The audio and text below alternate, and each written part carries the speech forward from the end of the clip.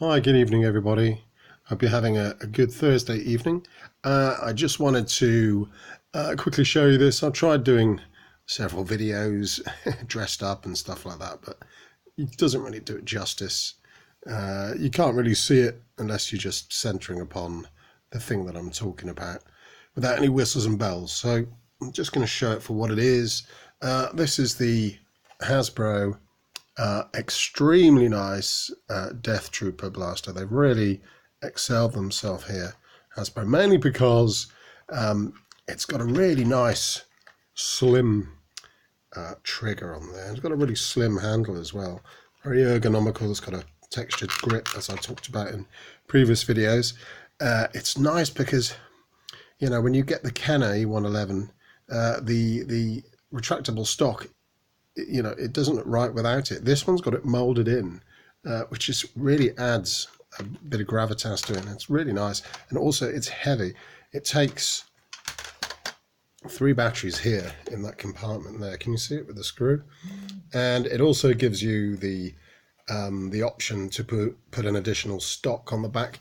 There is a deluxe version of this, as I talked about in other reviews. There's a green one which comes with a scope on the top and a stock which is identical to the stock on the First Order Stormtrooper Nerf blaster.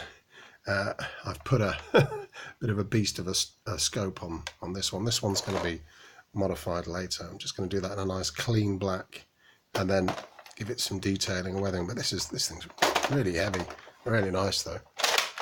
You know, it had an original mag clip that took 12 Nerf darts, but it did look a bit ridiculous. It was kind of up here. So I'm going to kind of turn that down. I've put a bigger scope on it. Just want to turn it into a bit of a kind of generic Stormtrooper blaster, but that's a project for another day. Anyway, back to what I was talking about. Yeah, this is nice. It's a very strange thing at the moment with this Death Trooper blaster. The price seems to be continuously fluctuating. God, try saying that when you've had a couple of beers. One moment it's $12.49, the next minute it goes back up to $25.99, and then it goes down to $12.49 again. So if you're going to buy this, don't pay more than about 15 quid for it, because you know you can get it for around that price or cheaper. But it's a very nice thing. It's very nice. Like I said, it's got 3 Nerf dart ports there. They don't all fire at once. You have to load it up. It's got lights on the top, and it's got like a power cell like the E111. It's very similar looking to the E111, but it's just nice. It's really chunky, and I'm repeating myself here, but I do really like this. Anyway, I'll show you what I've done to this. So let's remove that and bring on this. Okay, so what I did is several coats of matte satin automotive black paint, then the usual weathering, and went in, did some detailing with a silver Sharpie. You know, like you can get, Sharpies are one of the best permanent pens that you can get on the market, I think, and they do a silver one, which is really great for, you know, you can put the brush away and just go in and do this, which is kind of, it looks like that in the movie. I don't know if you've noticed.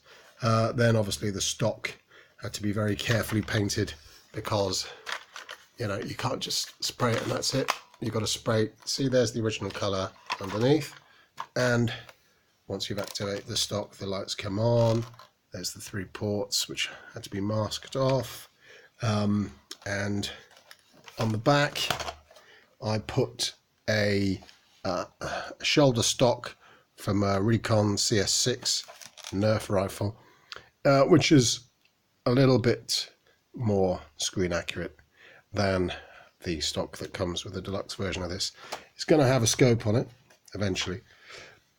I haven't quite got round to doing that yet, mainly because I've ordered several scopes and they all seem to be too big and too heavy, or just looked a bit odd. I mean, as you can imagine with that on the top, it ain't going to look right.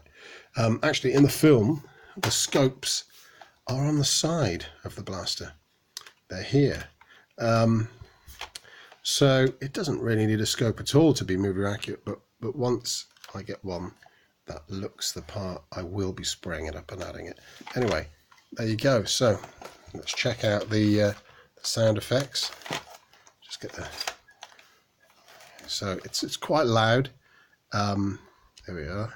I sanded down all the logos and all the, you know, legal information, which was, there was a, on the side.